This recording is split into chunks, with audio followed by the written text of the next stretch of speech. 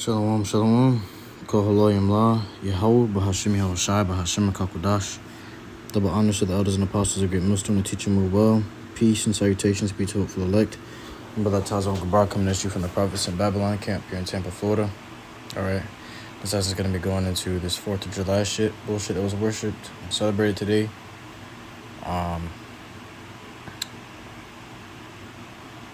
Basically going into the United States separation from the control of Great Britain.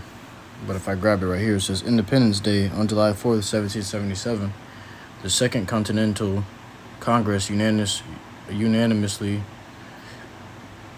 adopted the Declaration of Independence, announcing the colony's separation from Great Britain. The Constitution provides the legal and governmental framework for the United States. So this is no good news for Jake. You know, this is for these Edomites, man. For these Edomites of America.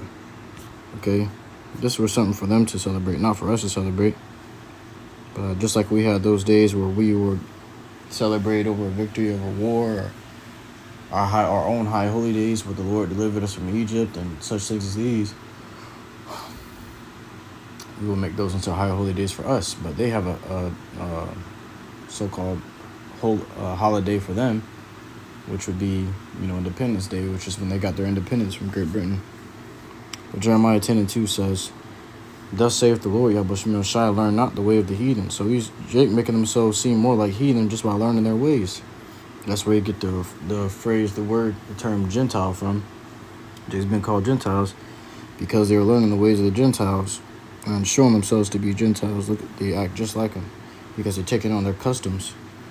And be not dismayed at the signs of heaven, for the heathen are dismayed at them. So the heathen are dismayed at the signs of heaven, and they make holidays days to worship out of the signs of heaven, and they worship the signs of heaven, which are the sun, stars, and moon.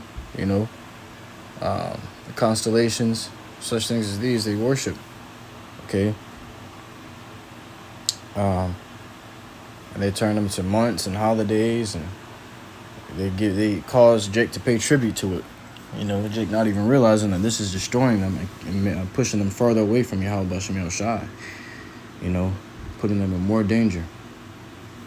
It's the book of Mark, chapter 7, verse 8. "For laying aside the commandment of YAHAWASHI, ye hold the tradition of men, as the washing of pots and cups, and many other such like things ye do. And he said unto them, Full well ye reject the commandment of YAHAWASHI, that ye may keep your own tradition." So they're keeping their own tradition. And Jake keeping the tradition of men, which they're keeping the tradition of the children of men, and the children of wickedness, man, which are pretty much just these heathens and these Edomites. Okay? That's what Jake is falling into. And getting caught up in these traps because, they end up in slavery. They end up in slavery in another nation's land, in a heathen nation's land. And then they start taking on the heathen's ways. The more that their children be born into the heathen's land, growing up in their school systems, learning their education, they're going to be taking on heathen ways. When you conquer a nation, you make them serve your power, and you make them do what you want them to do. So that's what's been happening to Israel, you know, time and time again. But the Lord said, don't do these things. It's going to keep you away from him. But this is how they've been keeping us conquered, in a conquered mindset, and conquered completely, because Jake just been falling off and worshiping these idolatrous holidays, these heathen holidays, you know, never coming back and coming to the full realization of YAHAWASHI's days, man, and YAHAWASHI period, man.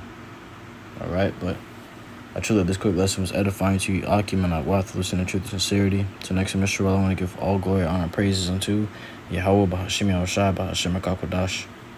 Shalom.